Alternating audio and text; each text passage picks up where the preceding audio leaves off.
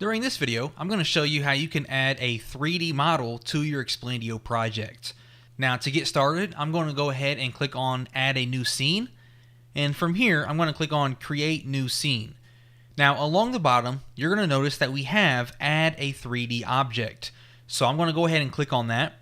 And when I do, by default, our 3D images folder is going to open up with some sample 3D models that you can use inside of your project. So I'm going to go ahead and click on sample number 2, click on open, and we have this 3D object implemented into our project. So from here, I'm going to go ahead and click on close canvas, and now we can see our 3D project is playing. We can see exactly what it looks like over here. And now what we can do is we can begin to edit and customize this 3D object. Now, depending on what you want to do to the 3D object will also depend on where you make those changes. So for example, we have a 3D object tab over here to the left.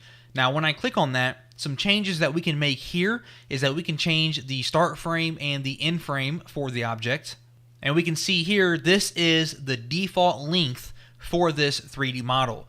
So starting at 1 frame, and we can see this particular 3D model is 501 frames, and then it ends at 501 frames. So this here is just one playthrough, no looping, no nothing like that. And obviously we can adjust this, only use a very specific part of the animation if we wanted to, and so forth. Down below that, we can add different textures for the 3D model itself. Now from here, we can browse for each of these 3 different textures, upload them. If we don't like them, we can remove them and go back to the default. Now, if you would like to move this around or rotate it or anything else, we're going to go back inside of our canvas. And just like any other object that you add inside of Explaindio, from inside of the canvas, we can resize it by grabbing the boxes. We can move it around here by clicking and dragging it.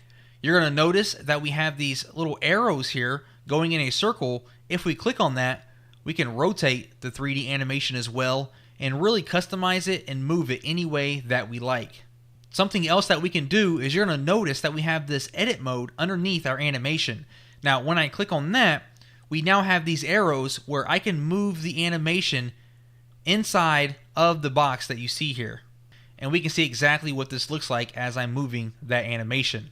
And once you're done moving it, we can click on edit mode again to go ahead and take that away and head back to our default. If I close out of my canvas here, we can see exactly what that looks like. So making changes to it is pretty similar to making changes to any other object that you add. And that there is how simple it is to add 3D models to your Explaindio project.